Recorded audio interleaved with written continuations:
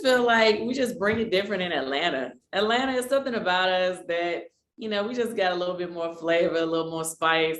We give you a little bit more sass, like, way more reads. The shade, we have all the best shade assassins are on RHOA and have been throughout all of our seasons. We could have a whole museum of the best shade assassins that have come from the Real Housewives of Atlanta. Okay. So I just think it's, it's the fun and the crazy. And, of course, Black girls rock, it's a little different down there. I definitely think if they do, they always do like the top housewives and the top this, that. We have to like really look at the top shade. I think Atlanta would be like 9 out of the 10 top shades. Sure. You guys are queens of shade. You guys are just good at it. Well, season 14, how was this season different for you? This season, it was just different in many ways, obviously, because, I came into it with open heart and open mind. I was a little stressed and worried, just like everybody else, because, we had lost 2 major peaches, Porsha and Cynthia. So of course, my heart of hearts, I was like, okay, how is this going to be? But I came into it open-minded. And what I love about it is that we sparked new friendships, and it was genuinely everybody was trying to build real relationships on and off camera. It wasn't like we were just getting together just to film together. Like, we were really linking up off camera. And I think that's what brought the fun back to the show. Was there anyone in particular that you grew closer to that you just didn't really expect? Well, I think things are continuing to grow for me. Like, even since we stopped filming, my relationship with Sanya has really, really connected. And the reason why I say that is because, like, to be honest, over the years, I've been kind of tainted from, building friendships on the show and falling out with people.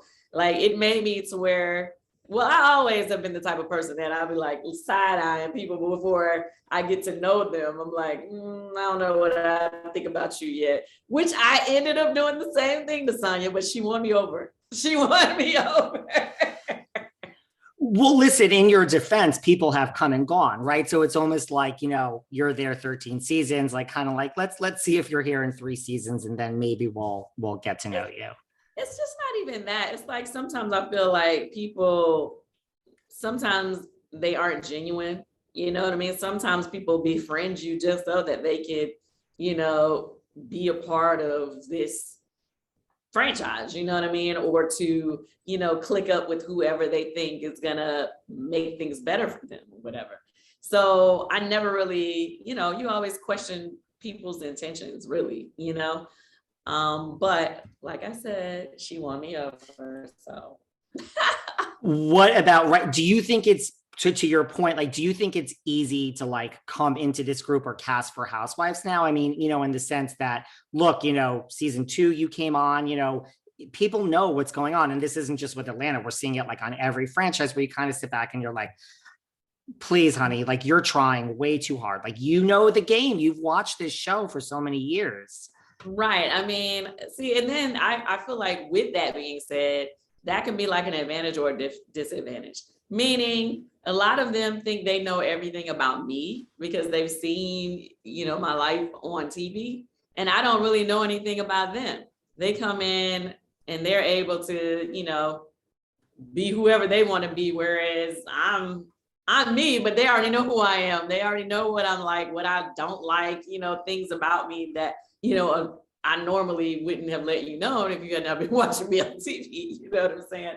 So it's just a difference when they can like come in. I feel like it's almost like they get to come in at an advantage in a way, because it's like they kind of feel like they already know what each person is like. But then sometimes that's a problem, because if they if they judge you or figure they already know you because of what they've seen on TV, that could be a problem as well. So I don't know. Totally. I mean, I really never thought of it like that, but it is true. Like, someone could come in having watched you and know things about you, and it could be like this unfair advantage, almost like, so many of my secrets, so to speak, and like, I don't know anything about you. Right. how was this season? Like, it sounds like you formed some great friendships, but how was it like without like Cynthia and Porsha? Like, did that take like a minute to get over, or was it pretty quick? Like once you got into filming, like, okay. It was pretty quick, to be honest with you. But at first, I don't know. I guess leading up to us starting the film, I was just like, I'll never forget when we had like, you know, a little meeting or whatever. Sometimes they'll come and meet with the cast, like the production or whatever. And I remember they had a meeting with all of us, and I was sitting there looking at them like, I was like, well, of course I already know, you know, Marlo, I already know Shereé, but in my mind, I was like, this girl, I was like, Sanya, I was like, she is too nice. Like, how is this gonna work? Because in my mind, you know how you think everybody on RHOA is evil. Like, she's too nice for us. But it's so funny, like, not to say that she's not nice, because she really is. But I was like, you know, you gotta be able to, like I said, bring the shade, you know, be able to like go back and forth with people. But little did I know, honey, she came with it. She was able to like, you know, do you think, because I think, you know, especially like you've been there 13 seasons, like, can you tell like right away, you know, like, listen, you had people that had been there for 1 season or 2 seasons as a full-time cast member, that no shade to them. Look, you could be great at a lot of things in life, and this just isn't for everyone. Like, can you, as like, you know, Kandi Burruss, OG since season 2, like, can you tell when someone's like comes in and you're like, this just isn't going to work? Yeah, for sure. I think sometimes it's like some people are able to, because you got to remember, especially in the beginning of the season, sometimes they may have different people come in with it. I'm just saying over the years, I'm not talking about this year in particular, but Right. they may have people come and what they call test with us, like maybe just throw them in there with us to see how they, you know, able to jump right in and have conversation. And some people just can't. Some people can't find their way into the conversation. Some people, you know, there's like they trying too hard or whatever. And then the next thing you know, we never end up seeing that person when it comes to final edits or whatever. They end up getting cut on right out the footage.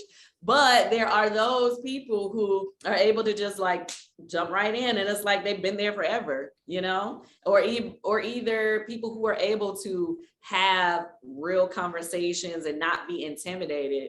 Like, I'll give that to Drew. Like, Drew, you know, her first season, you know, she was going back and forth with Kenya, and I was like, okay, girl, because, you know, a lot of people can't go back and forth with Miss Kenya Moore, you know. But this season, actually, Kenya and Drew started out on a better foot this year. So let me say that. That's good. But somebody else in Drew was going back and forth this year, though. Well, So you don't have to see.